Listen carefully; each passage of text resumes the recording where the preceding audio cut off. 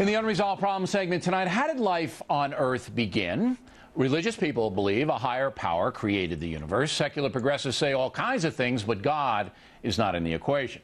And some believe those who subscribe to intelligent design, that is, a deity created life, are being persecuted in America. Joining us now from Washington, Ben Steiner has put together a new documentary called Expelled, No Intelligence Allowed, the film set to open in the theaters this coming February. So, what's the issue in your mind? Well, the issue is that Darwinism, which was a brilliant theory and a great, great relic of the age of imperialism in the 19th century, basically said mankind evolved from apes and monkeys and from cells and so forth. And that's a brilliant proposition. Darwin was a brilliant guy. But it didn't say how life began. It didn't say how the cell got to have hundreds of thousands of moving parts, each of which has to work perfectly. It said maybe life was created by lightning striking a mud puddle. That has never struck me as convincing. And I thought there are a lot of gaps in Darwinism. Intelligent design is an effort to try to fill in some of those gaps. It might be totally wrong, but at least it's an effort to try to fill in some very obvious gaps. All right, but you know when you say that, particularly you being in the show business community, you have one foot in there, that Christopher Hitchens, Bill Maher, who we just saw, are going to say that you're a primitive, that you're an intellectual deficient, that you have no right to intrude on the American secular culture by bringing up there may be a creator. And you say what? I say there's a First Amendment. I'm allowed to say anything I want, and Bill Maher has nothing to say about it, and Christopher Hitchens, an obviously brilliant man, has nothing to say about it. In fact, this whole problem is about a violation of the First Amendment. There are many scientists we interviewed, many, who have been expelled from their jobs, who've had their websites shut down, who've been denied grants, been denied tenure, because they wanted to question the limits, the boundaries of Darwinism and the gaps in Darwinism, and they've been expelled, shut down.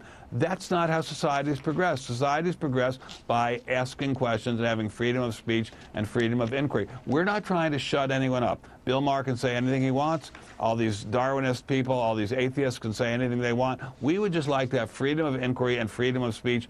And is this problem important? Well, is freedom of speech important? Is freedom of inquiry important? But it's interesting because the state of Kansas, not a crazy liberal state, has ordered its people, teachers, not to mention that there might be a creationistic aspect to the universe. And you're right. I mean, the academics now have shut down. And I could never understand it. Why can't you just mention in biology class or whatever class you want that there are theologians who believe a higher power was responsible for the first life? Because whenever I get these atheists on the factor, and you probably know this, I said, okay, how did it all start? Well, we really don't know yet. But the reason they're so angry about it and so defensive is because the theory has so many holes in it, and it's such a weak theory that they have to be defensive about it to fight off what are going to be some obvious attacks on it. I mean, this is a theory which was a brilliant theory in the middle of the 19th century. It's the 21st century.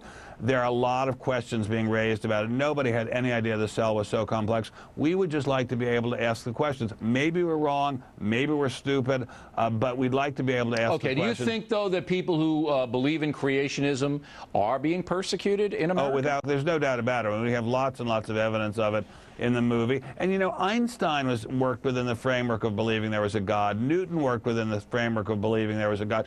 For gosh sakes, Darwin worked within the framework of believing there was a God, and yet somehow today you're not allowed to believe it. Why can't we have as much freedom as Darwin I don't know. It's an excellent question. I've never been able to understand why the secular authorities in education, all right, basically persecute people who raise a very legitimate question. Hey, you guys haven't figured it out, you secular pinheads. You haven't figured it out. You had a lot of time. So perhaps we just want to let the kids know there are two opinions on this. But no, you can't have the kids hear that. Separation of church and state. I'll give you the last word, Mr. Stein. Because there's so much fear out there in the secular community that their position is so precarious. We're not trying to shut them down. We just want to be allowed to talk and think. Just want to have all cards put on the academic table. Exactly. All right, Ben Stein, everybody. We'll look for his film. Thank you.